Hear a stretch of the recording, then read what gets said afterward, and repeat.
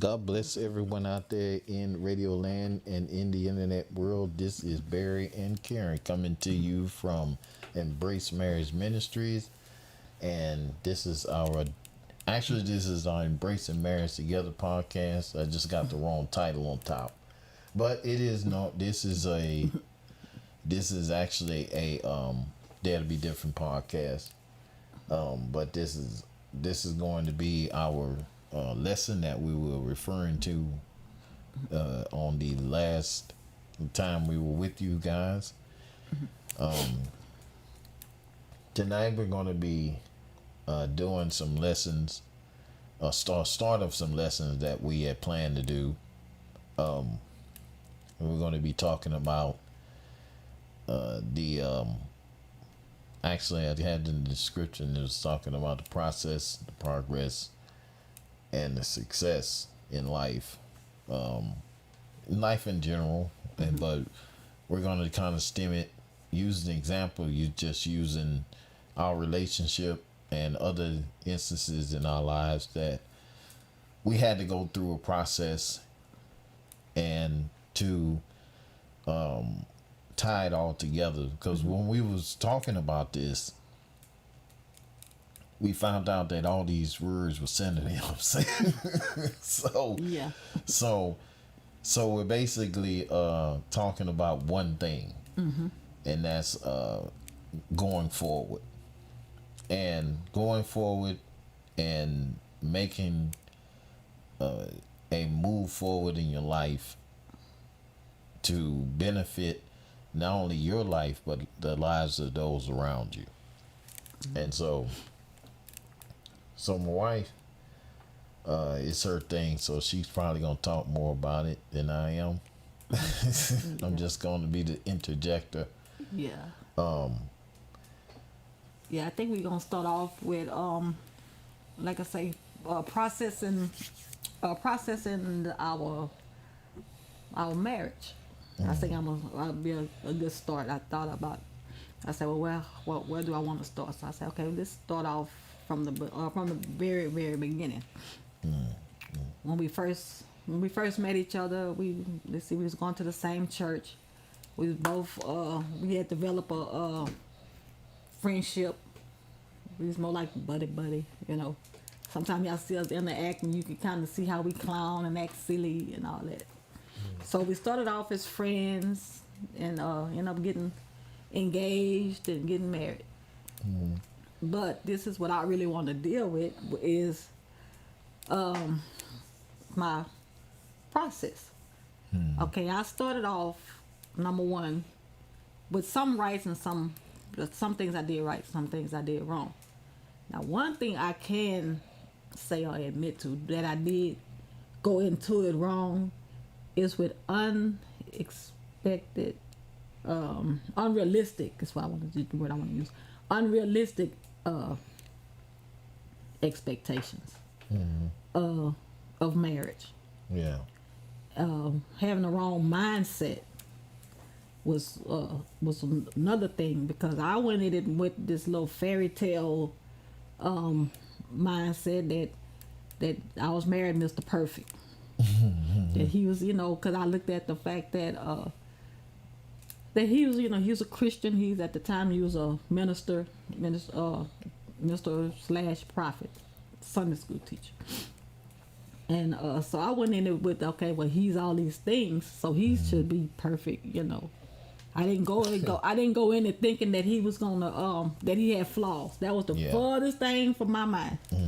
That flaws and shortcomings. So I went in it wrong. I had the wrong mindset. I had the wrong thinking, because when things would arise, I'll look at it like, okay, you're supposed to be Mr. Perfect. You the prophet. So I had all this stuff wrong. So I had to try to do a whole lot of change my mindset and say, okay, this is unrealistic. And I was wondering, I said, okay, well, why did and then another thing is trying to make a mini me. Yeah. Yeah, he was, I wanted to make him me, do it like me. This is how I do it. This is how, trying to make him think like me, be like me, do like me. You know, this is the way I do it. So that was very, very unrealistic of me going into it. So I had to change some things. Was it easy? No, it wasn't, because I guess I'm kind of sometimes be a little bullheaded. So it took a while for me to change that mindset coming into the marriage. You know, I had been single for a long time before Lord blessed me with a husband. Yeah. So I had to really change my mindset. Was horrible. You know, so some of the things that I done to change my mindset was I had to come into alignment with the Word of God. You know, we hear a lot of times, we hear sermons on why submit yourself to your husband. You know, and I realized, you know, hearing it, but doing it was, you know, trying to do it and submit and give up my will and my freedom, you know, because I was used to running my own household. Yeah. Calling my own shots, doing come and go and do what I want. So, you know, for you to just pass the baton and like, you know, like, you know. So that was some of the things that I did was unrealistic. So I thank God that I did go into my marriage with a prayer life. So I did. That was one of the things that I did have right. Prayer life, and I think you know, you was a student of the Word.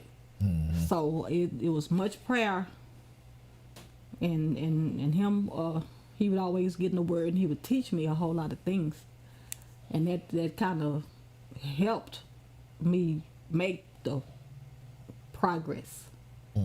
Me praying and fasting and getting in the Word. We was in church at the time. Yeah. So I had went through that. So then another thing that we had, I think we had come to realize was you know, keeping our friendship. And you know, cause and being this busy, going. Yeah. At the time. So I think we had talked about that early on, about how we were so busy doing other things that we didn't have the time. You know, we didn't make the time for each other, and we really didn't even realize that. We didn't even come to realize it till really later, because we would just go so much and go. Yeah. Until we just realized, like, hey, all the kids gone. They, you know, and I think that's when stuff started really. When the rubber started meeting the road, you like, all right, the kids gone, now it's just us. And so we realized that we just ran and this was going so much. Yeah. Till we forgot about us. You know, because at the time I think you was because he was teaching Sunday school, and I think you was praise and worship leader. Yeah. You was in the choir. Yeah, I had a lot of hats. I did. And the reason why I did, because we was a small church. So usually when you're in a small church, you hold more than one hat. And we had a lot of responsibility between both of us.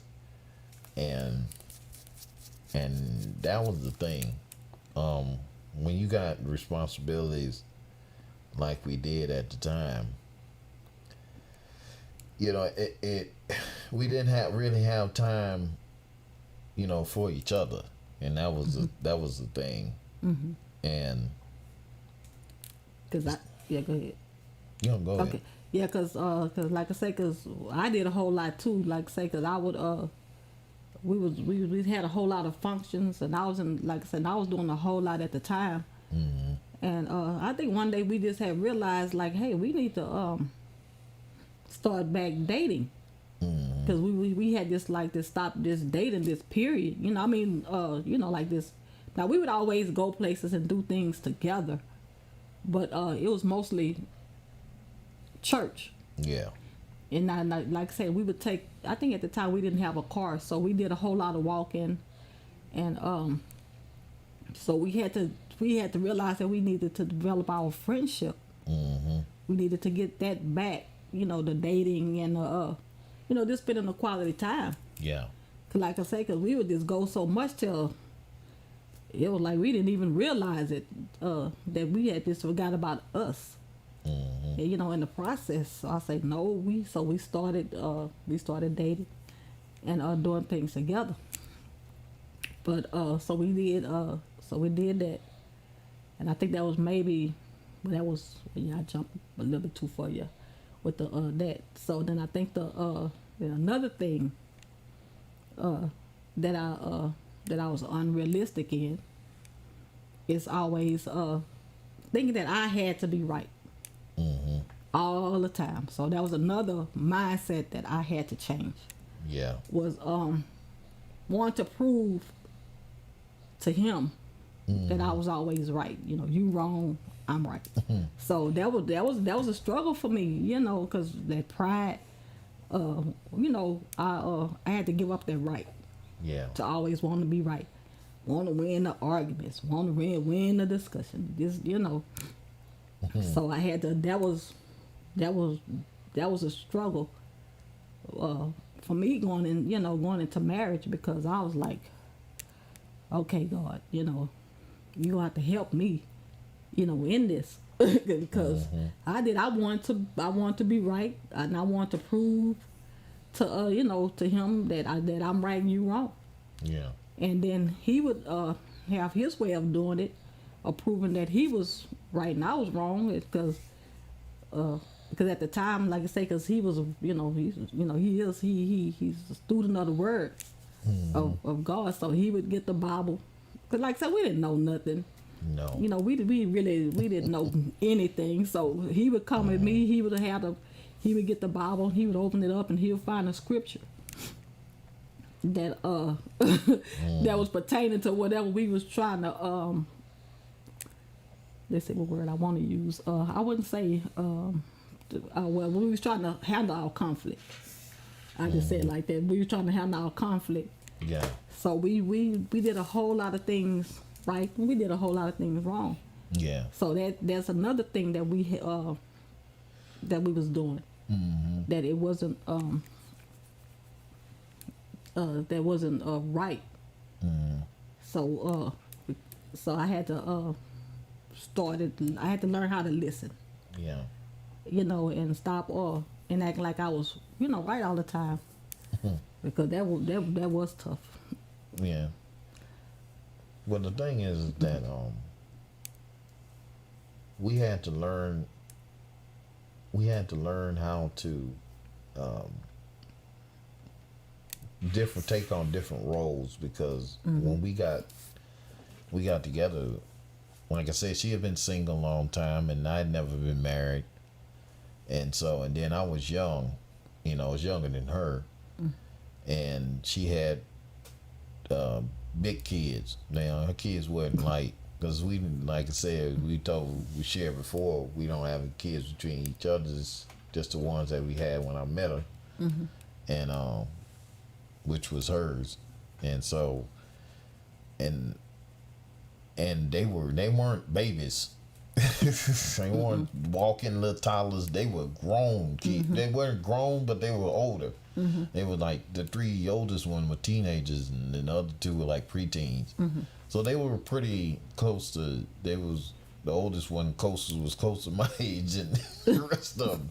So, I mean, it wasn't like I came into it. I think it would have been, as a blended family, I think it would have been easier for me to be able to do it if they were younger. But because they were already pretty up in age, it made it difficult for me. Because now I had to take upon two roles. Right. And I had to, like you say, we were talking about. And I want to define process right quick before I continue. The word for process means a systematic series of actions directed to some end. In order for a process to happen, there has to be steps. There has to be a system in place. And I think that was the biggest thing that we didn't have when we got together, that we didn't have a system in place that would fit all of us in the system. Because when I came in and I was trying to develop a system, but she already had one in place. One thing about systems, in order for you to be able to establish a system, you have to first replace the other one. Because if you have two systems trying to run at the same time, something's going to happen. Say, give you a good example. You cannot run two operating systems on a computer.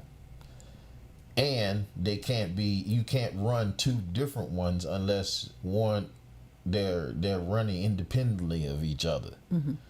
They cannot be like some systems you can't run on us. Like you can't run Apple OS or Mac OS, but like that, on PC and vice versa. Now there's but there are programs that can be able to run on both systems, but they only can run on that system and the other one separately from the other. What I'm trying to say is this: there has to be only one system. You cannot have two systems, because anything with two heads is a monster. I heard that somebody say that. Yeah. Anything with two heads is a monster. See, she was already the head of the household. Right. She was already the person in charge. She had been in charge since those kids was born.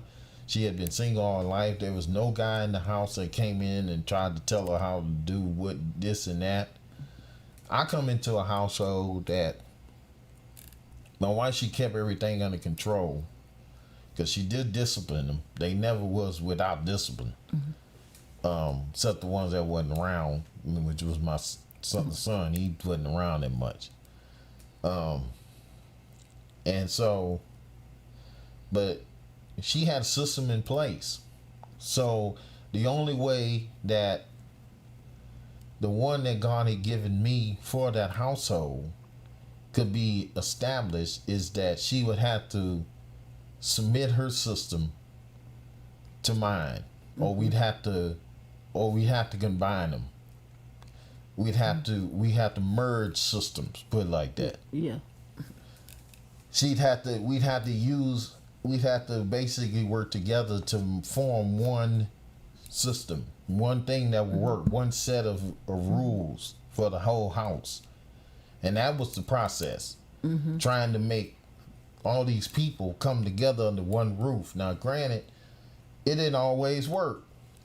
It didn't. No. Because some of the time, because in the midst of change, there's always going to be resistance to change. Right. When you've been in the same way, the same system, that's why you can go in these places, or in jobs, or even in churches, or in relationships. If they've been running the same way all for a long time, for a long number of years, it is hard. Yes. It's hard to change that, because they're going to be resistant to it. Right. They're not going to want to change, because they figure what they have right now works. Why change it? They say if it ain't broke, don't fix it. That's the term they use. So it's been working it worked for my grandma, it worked for my mama, it's going to work for me. You know, I heard people talking about how that, well, my daddy, my grandpa he put the first brick on the church. That's fine. But he ain't finna build he ain't around for that 23,000 seat sanctuary right now. He ain't finna put a brick on that one. He dead, or he so old he can't move. No, that's right. So that was good for his time. But when there is a transition, when there is a process of set rules for something, it has to come to some end. There has to be a hopeful end to it. There has to be a goal set. Right. What do I want? Why do I want to change the system? And what's the end result? if I change it? Where am I trying to get to is the Right. point. So that's what goes into progression, which we'll talk about later. First off, I got to be prepared for the change. So what God had to do with her was he had to take her through the process of making her into a wife. And now it was different for me because I wasn't taken through the process. She was. But I was taken through the process in the early years of our marriage because I was young. God had to get all this youngness out of me. I couldn't be a grown boy anymore. I had to either be a responsible adult, and like I was just sharing with one of our granddaughters. I said, you want to try to be grown. Now she just made what they just made, like 12, 13. 13. They 13 going on 30. Them kind. You want to be grown. That's what I told her. But grown people have responsibilities. You can't. They just the only kind of people that money is given to without any responsibility or work is either poor people or evil people. Even a drug dealer has to work for his money. Strippers have to work for their money. Prostitutes have to work for them. People that are out in the streets have to work for their money. The only people that don't have to do that is people on government assistance that don't know any different. They figure you just hand it stuff, just hand it to them. They're not made to be responsible. Right. And you cannot raise a household of welfare recipients. You cannot have a marriage that only takes and never gives. There has to be a change. There has to be a set rule for one set of rules for the whole house. We had to come down and we had to say we had to have one set of rules for the whole house. Right.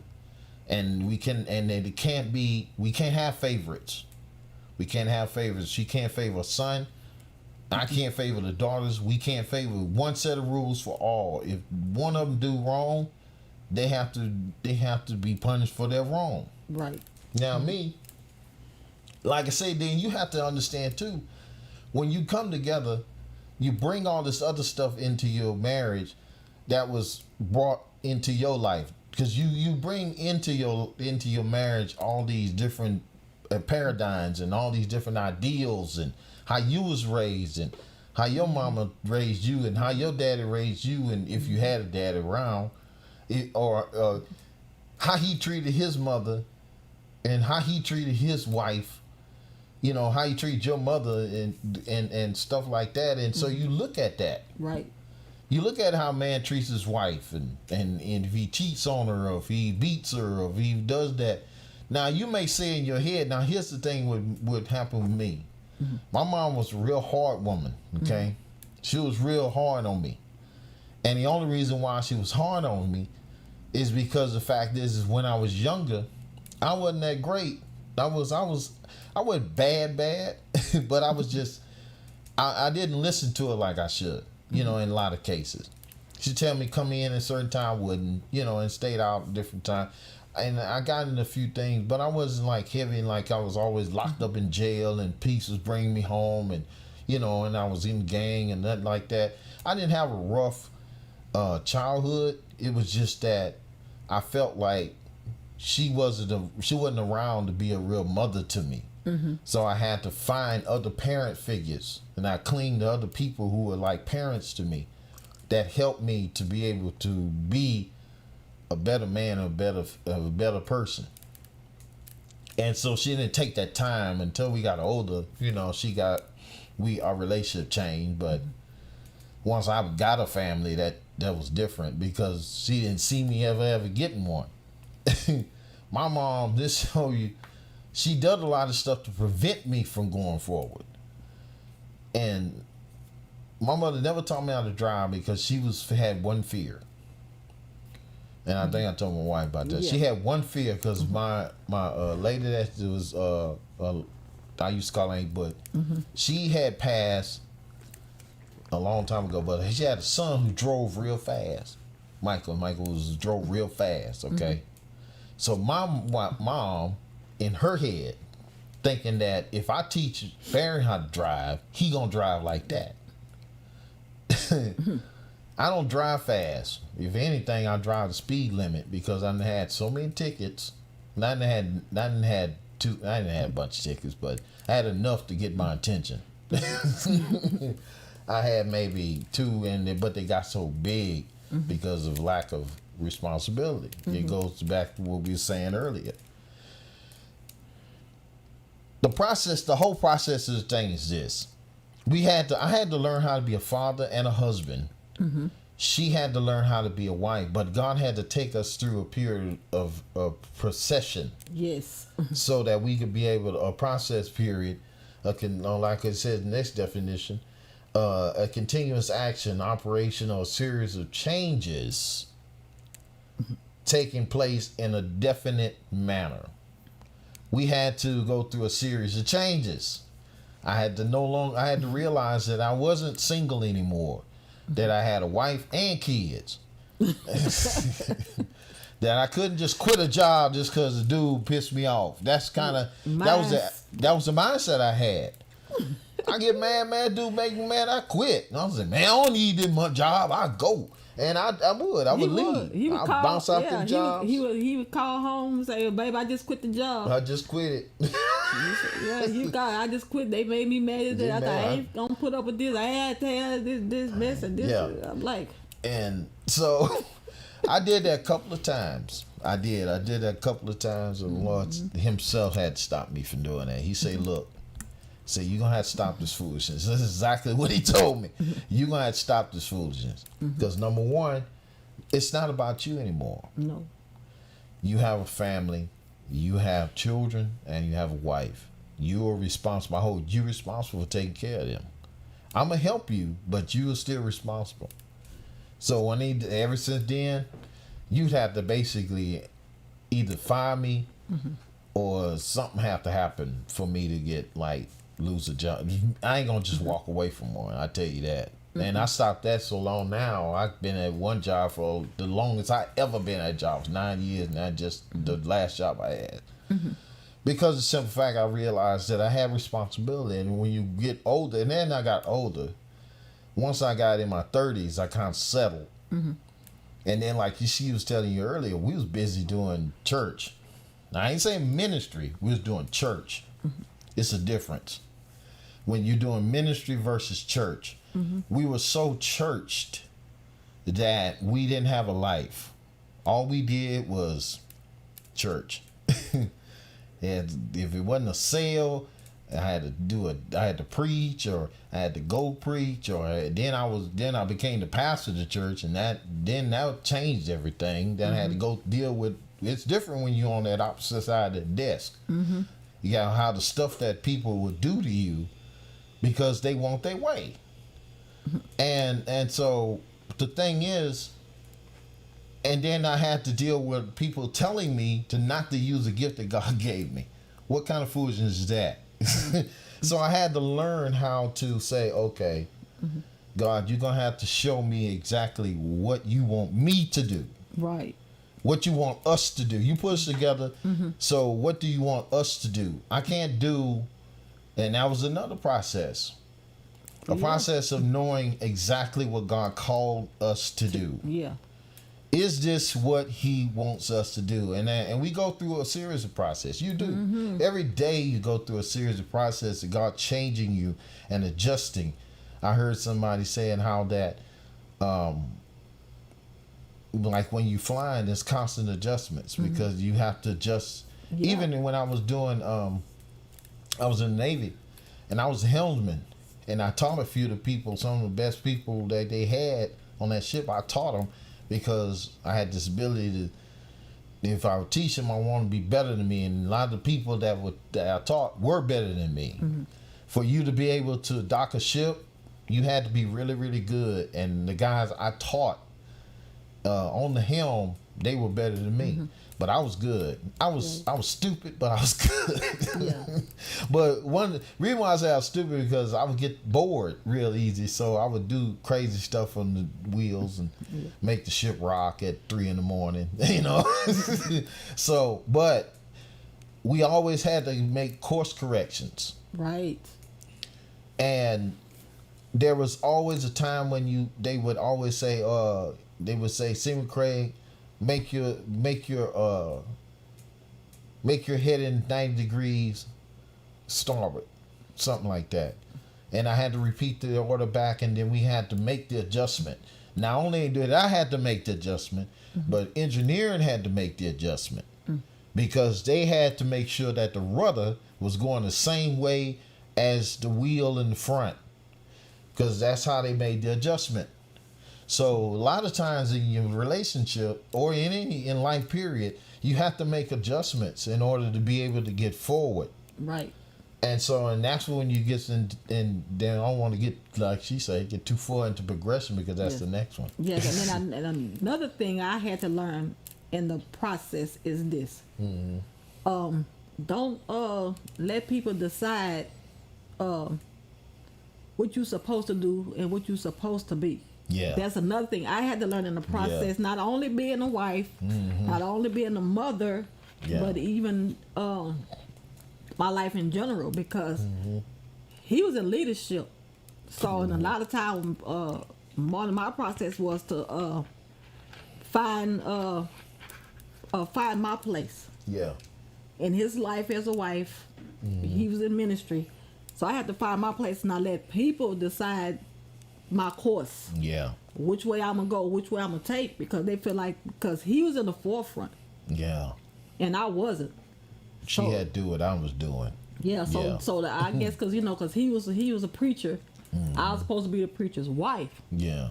But I was like, no, I didn't feel that. But if you're not careful, people try to pressure you, and they'll try to pressure you into something. Now I'm his greatest supporter. I would support him to no end, because I know that's his calling. Yeah. And that was a process for me. Now, was it hard for me? Now that part, it really wasn't. I think now that part, him preaching and ministering and just going and doing what he had to do, that just came like with ease. Yeah. But I think the hard part for me was, like I say, was just to give up, like I say, my rights. Just give it up to, like you say, to bring in this new that'll fit and work for everybody. Yeah. But I had to learn not to let people, change the course. Because I would feel so much pressure, because they want, he's a preacher. Well, you should be up there preaching on the side. Y'all should be side by side preaching and ministering the gospel and this and that. And I'm like, I say, I know my strength. Yeah. And my strength was I would support him. I would pray for him, and I would minister to him. Yeah. Now he would prophesy and preach to everybody. I prophesy and preach to him. Yeah. Exactly. So, but that was just one thing I just wanted to throw in there. Just going, just coincide with what he was saying. Yeah, that's that was the thing that I had to we had to realize is that one, the only person that knows exactly what you're supposed to do in your life is God. Right. Or as you wonderful people out there, I don't believe in that universe crap. So God, Jesus, God, Lord, Christ, Father. Yeah, he's the only one. He's the one that has written out your destiny. He's the one that has set your course for your life. So he's the only one that knows. There is nobody else that knows but him. Unless God showed him, the only one knows is him. Now they may know certain aspects of your journey, and they know the course corrections, but they don't know the whole road. Like GPS, they can tell you where to turn, but they don't tell you what kind of vehicle you need to use to get there. They don't tell you how fast you have to be going to get there. They don't tell you, how many people in the car with you when you get there. All they show you is the path. And that's a lot of times when you have people tell you, well, because they notice what's on you and they figure, well, hey, this is the way it's supposed to be, because they see a stereotypical situation. And when you had, like in our situation, we was brought up in the charismatic movement when you had couples that were like that, like the Copelands and the Dollars and those kind of people, which both ministered. But even our pastor, our previous pastor, he does, his wife, he had her, both of them, this late one and this one here, because that's the way they were brought up. They figure both couples supposed to, both of the wife and the husband was to do that. But that may not be the fit that person. And I preached a message on that one time, how that when David went out to fight Goliath, Saul gave David his armor. But it didn't fit him because he didn't try it. They said because he didn't try it, or it didn't work for him. His armor didn't fit on him because, number one, he was a 17-year-old boy and Saul was a grown man. Okay? The only thing that he could only work with what he was given, and he was a shepherd. He had a sling and a stone and a shepherd's pouch and a staff, and he went out there to fight a giant that had a whole head to foot armor, had a spear as bigger than him, had a guy carrying his shield. That's how big this dude was. So he went out there with that, but he had one thing that Goliath didn't. He had the faith in the God that he knew gave him the victory before, and could give him the victory again. His testimony to Saul was, one of my sheep got taken by a bear and a lion, and I struck both of them. If he could deliver me from the mouth of the lion and the paw of the bear, he can deliver me from this uncircumcised Philistine. He didn't see him no different than that bear and that lion. He saw him as this animal that was trying to take something that was not his. And that's the way he viewed him. It's how you view the thing is how you're going to approach it. Right. If you think it's bigger than you, then you're going to run from it. But if you think it's smaller and it's no different than what you've already been through, then the victory is already won. Even before he went, his victory is already complete before he even walked on the battlefield. So the thing is with us, we had to realize that we had to go through a process to become number one, we had to become husband. We had to become process to get into our roles as husband and wife, as father and mother, because she'd already was mother, but now she had to learn how to be a wife. Yeah. I wasn't never a father. Then I had to learn how to be a father and a husband. So it was a little more difficult for me because I had to learn two roles versus her. She had to learn one. Yeah, and then also because you had father, and you had a husband and a leader, and and being in leadership. Yeah, that's another role. Yeah, you have people pulling on you, and having to sacrifice. For your family, for to be for the call of God. That's another thing we learned too. We learned the priority. Yeah. The law of priority. What first things first. And we had to learn what was more important. And when you get things out of alignment and get things out of priority, that's when life falls down around you. When you put other things that's not supposed to be in that place, in the place of something that's supposed to be there. Say, for example, give you a thing. First priority is your relationship with God. Secondly is your marriage. And then thirdly, everything else. Yeah. Your family, your children, your family, and all this other stuff, your job, your hobbies, your whatever. All that stuff comes under those two main relationships. And so if you put everything else ahead of one of those, something is going to be off. Yeah. So you can't never let those two things be superseded by anything else. Yeah, and we had to learn because because I had come to realize that, I was in the process, but I was processing wrong. Mm-hmm. I was processing the ministry first. Yeah. It was the ministry first. Mm-hmm.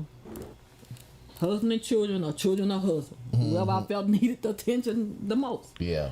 So, but it was always ministry first. The children are my husband, or my husband are the children. But it always, so we had to realize, well, hey, we had to make some changes. We like, okay, we're in this process, but it need to come into alignment and into agreement.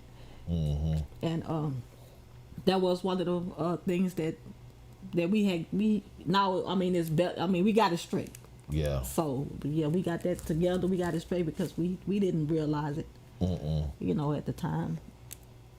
Because, like I say, it was just a lack of knowledge in our part. It was. Mm-hmm. It really was, especially on my part, because I was like, gone, just going. And I love, cooking is my passion. So I ain't had I just stopped to drop off a dime to go, run and do this and do that. But like I say, it was doing church in our ministry. Right. Yeah. See, and we was only affecting the people that we was in congregation with. Mm-hmm. We weren't reaching outside of that. And so when God started really dealing with us that we need to reach outside of where you are, we started getting messages like leaving our Father's house and going into a place where I will show you, and the word that I have is for the nations, and we started getting words like that. And when God started dealing with us about that, we had to make the tough call. And a lot of and really, God had this. He set the scenario where He could set a scenario where you can leave a place and He shut the door behind you and you never return, because He'll take you into because you're going through another series of processes. Right. Because now you got to change 15 and 20 years of mindset that was there before, that you got to get, just like the children of Israel, when He took them out in the desert, He was trying to get Egypt out of them, because they had been slaves for 400 years. And so now they're in the desert for 40 years because they decided that they weren't going to go in, and that their children are going to bear the brunt of their fault, their sin. So He said, well, since you don't want to enter in, those children going to go, but you're not going to get out of this desert. Right. And a lot of times that's what happens to us. We don't enter in when God says to go in, or leave when God says leave, and we suffer the consequences. Right. And so God has to basically just force you out to get you, in order to get you to the place where He has to go. That's what He did with the church, early church. The only reason why the early church had to scatter is because persecution caused them to scatter. Right. They were all one body. They were all together, and they were all one mind, and all one community. They had become a community in that place. And they had gotten so big, they were just there. They were just preaching to one another, and encouraging one another, and ministering one another. And the world wasn't reached. The area wasn't reached. God said, okay. He raised up somebody, persecute the church, scattered them. That was the only way it was going to happen. Right.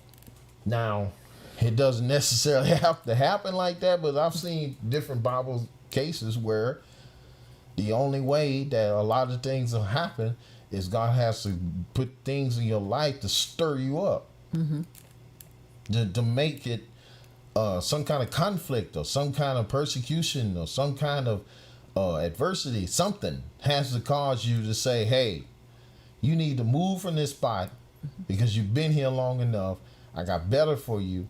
I have greater for you. But first, I got to take you through this period of process to get you ready for the change that's about to take place. And so that's when we're going to end it right there. Right. Because we're going to go into progression. And you're going to see how they all tie in together. Yes. So that's why I say, that's why I just wanted to kind of this started off, the way I did. And because like I say, because I did go in it with unrealistic, my process, and I shared mine, he shared his. And so we tied it all in together. So there was some, it's not all, but we just gave y'all just little bits and pieces here and there of our process of ministry, marriage, and our life. Yeah.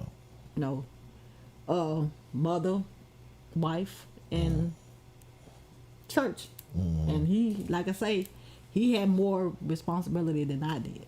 Yeah. Way more. So, but I didn't regret it because, like I say, because I am his cheerleader. I was her responsibility. Yeah.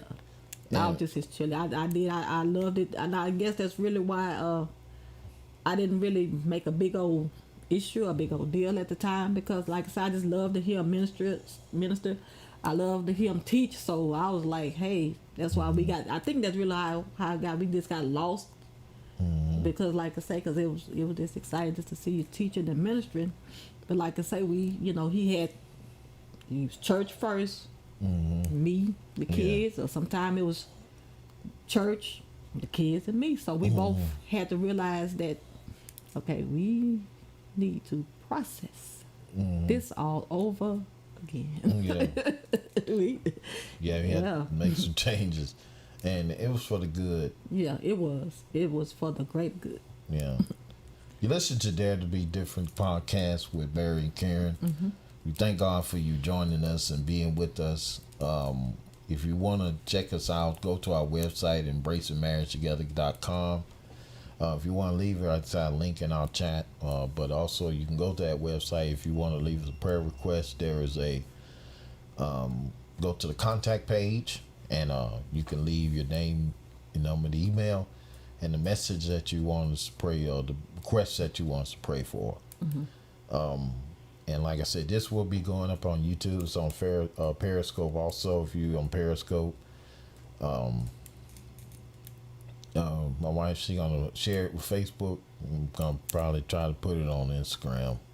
Yeah. And start using their reels and put some positive stuff up there. Says trash they have sometimes. so join the rest of the brothers and sisters that's doing it, because they got a lot of ministries we follow that do what we do.